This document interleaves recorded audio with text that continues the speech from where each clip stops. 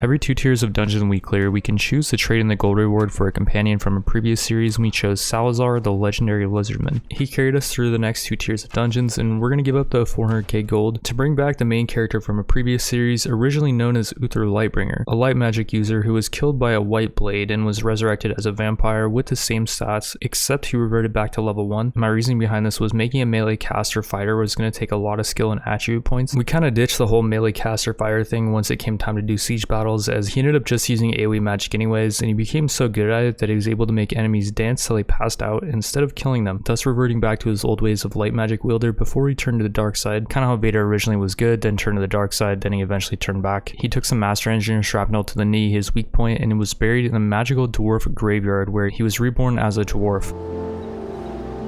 It's true you don't see many dwarf women, and in fact, they are so alike in voice and appearance that they're often mistaken for dwarf men. And this in turn has given rise to the belief that there are no dwarf women, and that dwarfs just spring out of holes in the ground. And so that is how Uber Dancebringer the dwarf was born. Here's his stats at level 1, and here's his stats 28 levels later. The only thing I was not able to replicate was the design of the helmet, where he was kind of a headless dwarf. Now he actually has a head, but the helmet looks kind of weird. He got the helmet from a dungeon, and I kind of want to keep it on him as it gives him +2 iron flesh, plus a ton of armor. As far as I know, you can't obtain the dwarf master engineer weapons, so we acquired them from the Skaven merchant, a rat caster that may end up joining us later as a companion if I can figure out how. We're now using all of our skill and attribute points to turn the main character on this run into a caster, but first we need access to a town, and our town got taken over, so we're trying to retake this one, a Wood Elven town that got captured quite a while ago. We started with like 100 units, so I thought we'd just roll over this, but we ended up having to attack twice, and it ends up being just me and Salazar, and he can't path to these last 2 units, so I have the healing potion and I take them out myself.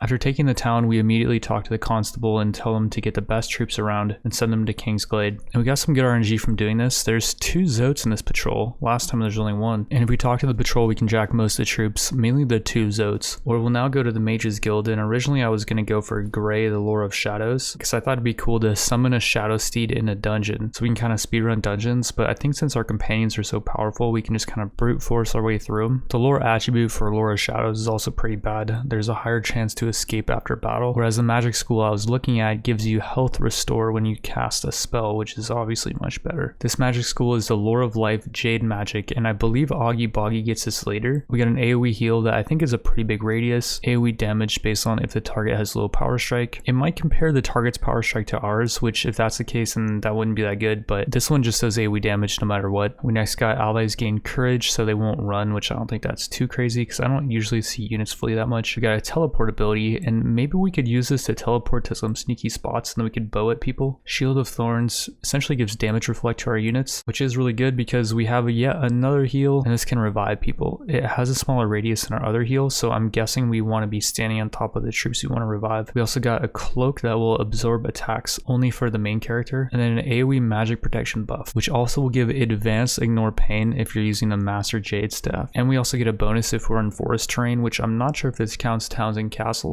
For these spells to actually work, we need to invest more points in a mana control, magic power, and magic control. We got 4 attribute and skill points for clearing the tier 4 dungeon, and we also recently got a level up. I think due to trainer, we have 3 people with really high trainer now. With mashing points into intelligence, we're able to get up to 6 mana control, magic power, and magic control. And then as for extra points, we can put like 2 in a wound treatment and surgery for the +1 party bonus, and that's gonna bring Uber Dancebringer's wound treatment and Salazar's surgery up to 11. Ghost Track's really low, so I thought I'd use our magic to try to heal him up and take Talamir just kind of as like a side mission, I guess. But the heal I cast had failed because our magic control is not high enough, so I decided just to take control of Uber Dancebringer. A few well-placed cannon rounds, we were able to take it over. It's kind of an annoying layout to attack. I'm not sure how defensible it would be. From taking it over, if we do defer it, we get a bunch of free troops, and we're doing the thing starting now, I guess, where we're only using Wood Elf troops. Since we have companions that have good trainer, it actually will be possible probably to use only Wood Elf units, but I didn't know we would be using these companions from the start. As we were heading over to the next dungeon, I noticed a really close battle between a Beastman Lord and an Elven Lord, and kind of luckily the Elven Lord got taken prisoner, so I'm seeing an Ariel's Guard as one of his prisoners that we can rescue. We have 106 against 1. I wonder what happens if we auto-calc.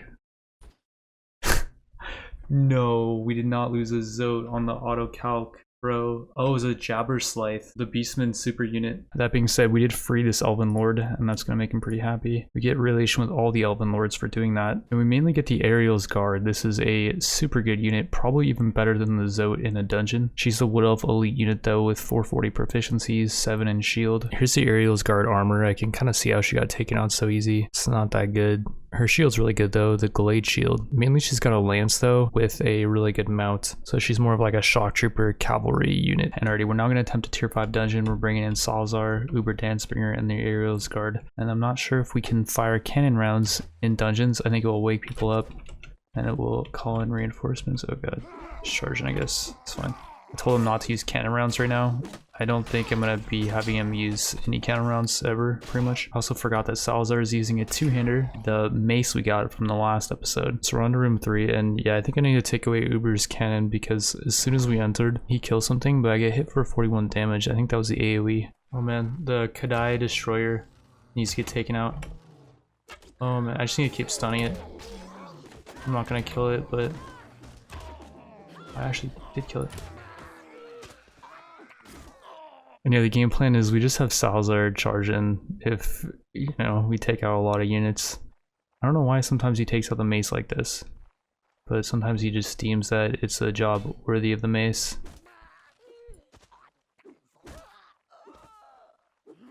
And I guess it was the job worthy of the mace. Okay, we're on room 4, hold your fire. Oh god. So while I'm like trying to make this dude not friendly fire, I get hit, which is fine. I have a lot of healing potions, but I don't really want to use them right now. I want to save them for the higher tiers, if at all possible. Ariel's Guard's not in a good spot. Cloak of Dane myself before I take damage. Absorb 3 attacks, which is the highest roll, I think. That's good. I guess I see a caster as well. Yeah, I do. I see a gunman and a caster. The Ariel's Guard's stuck, which is also not good. I don't know what he's trying to cast. Effed up there pretty bad. The Ariel's Guard is stuck. And she's, maybe push her off if I can. Maybe don't worry about it. Maybe help me, guys. If you could help me, that'd be great. Just stand there too. I just healed again. I dropped 3 healing potions just now, I think. So I told everyone to charge, and Salazar jumps off the cliff here, chasing a unit that the enemy summoned in kind of a glitch spot. It's just me and Uber for the rest of this dungeon, which could be a pretty nasty one, because we haven't killed that many dudes. The Ariel's Guard did get taken out while I was not paying attention. Oh, and I actually dropped my caster thing, so I can't use any abilities, but I do have a shield, so I can block. Oh god. I was gonna have him just, oh god, here's the Necromancer. But we should definitely charge. Oh, we're screwed, I think. I'll just block these guys as long as I can. Uber might actually do work. Knock another one out. This is the guy we gotta take out, the guy in front of me. This guy right here, behind you. Oh, I gotta also be careful because I forget that I'm not, wow. Can't believe we actually pull it off. There's still more. Be careful. Fire at will and then just go for it, I guess. He's gonna awaken reinforcements, I guess. Oh god. Yo, there's a lot of them. Pull back, pull back. Pull back, you idiot. Oh, don't hit the wall, too. I could see him hitting the wall. Nice. Racked up 10 KBs in this battle. He's put in work. Oh no. Block for you until you're ready to shoot. Oh no, reinforcements. Can we just run to the end? Hopefully they're near Salazar because he's in like a weird spot. Oh friggin' I have terrible melee skill. Like, people are telling me to learn how to block too. Did I block that? Healing potion? No, I can't retreat. Can I go? Help me, dude. Wait, can I cast? Oh, I can cast. When did that happen? Please let me. Oh my god, how do you not do friendly fire? We made it! What the heck? Okay, hold your fire. Charge. I want to do the thing where like I heal. Or shield myself, I guess. Okay, this is like a really easy room for some reason. What is up with that? I bet there's like a super unit right here, by the way. No. Really easy room. Wow. There we go. Get the chest. We can open it. There we go. Lordly officer armor and lordly mail with tunic. So you can see the modifiers are increasing. As you get higher, you get better modifiers on gear and you get more stuff. Over here. I see the chest already. Nice. We got our arrows back. I think 'cause I looted the chest. So you gotta loot the chest to get arrows back. There's a caster right there. Just charge them, I guess. Is that a caster? I think so. Yeah, they're not casting on us though. It's really nice of them.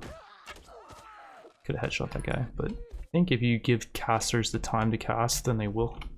This is another caster, I think. They all look the same, kinda. For me. Thank you. Oh, goodness. Those guys with the ball and chain weapons can really do some damage. The spearman can't. Alright, I casted 2 heals. Regrowth failed. And I could wait for the cooldown on that, but I'm just gonna be lazy. Oh, we're already done. We got a Burning Blade of Kotek, which has a ton of fire damage for a one-hander. And fire damage does double damage against big skins, which I think are like trolls. Argalon has 282 prisoners that we could recruit if they are elven. We should probably just take this out so we have access to that tavern. The game plan though in these sieges is probably just to control Uber Dancebringer, dump his 10 rounds, which is going to be easier said than done in a siege like this. I don't know why you can't really see sometimes with that blue mist. There is a red air that pops up when I'm aiming with Uber Dancebringer. It doesn't pop up when he's aiming, but yeah, this is not a visually nice castle to attack because you got this blue thing that just floods the screen. Basically what you got to do is send your infantry in or your archers as well. I don't really care about a lot of these archers, and we're leveling up our troops really fast. So I don't care if a lot of them die.